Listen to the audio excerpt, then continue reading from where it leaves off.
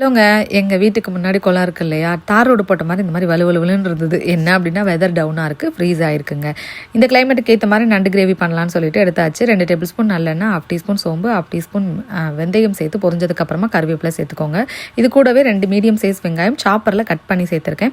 அதையும் சேர்த்து நல்லா பச்சை வாசனை போகிற அளவுக்கு வதக்கி விட்டுட்டு 1 டேபிள் ஸ்பூன் இஞ்சி பூண்டு விழுது சேர்த்து நல்லா பச்சை வாசனை போகிற அளவுக்கு வதக்கி விட்டுக்கோங்க.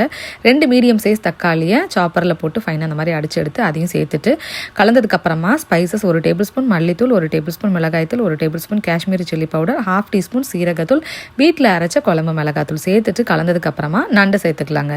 நண்டை சேர்த்துட்டு இதை கலர்றதுக்குள்ளே நான் பட்ட பாடு இருக்கே, போதும் ஆகி போச்சு. இதை பார்த்திங்க அப்படின்னா அந்த ஸ்பைசஸ் எல்லாம் நல்லா கலர் அளவுக்கு கலந்து விட்டுட்டேன். இது எல்லாத்தையும் கலந்ததுக்கப்புறமா இதுக்கு ஒரு பேஸ்ட் ரெடி பண்ணிக்கலாம். கப் துருவின தேங்காய் எடுத்துக்கோங்க. 1/2 டீஸ்பூன் சீரகம், 1/2 டீஸ்பூன் சோம்பு, 1/2 டீஸ்பூன் மிளகு சேர்த்து நல்லா அரைச்சிட்டு அதுக்கப்புறமா நம்ம நண்டு கிரேவி கூட ஆட் பண்ணிக்கலாம். நம்மளுக்கு எவ்வளோ தண்ணி வேணுமோ கிரேவிக்கு அதுக்கேற்ற மாதிரி வச்சு விட்டுட்டு நல்லா பச்சை வாசனை போனதுக்கப்புறம் இறக்குனீங்க அப்படின்னா கிரேவி ரெடிங்க. மார்னிங்கே ஒருத்தன் சொல்லிட்டு போயிட்டான், இன்றைக்கி எனக்கு ஆஃப்டர்நூனுக்கு நண்டு கிரேவி வேணும்ன்ட்டு. ஸோ அதனால தான் ரெடி பண்ணிகிட்ருக்கிறேன்.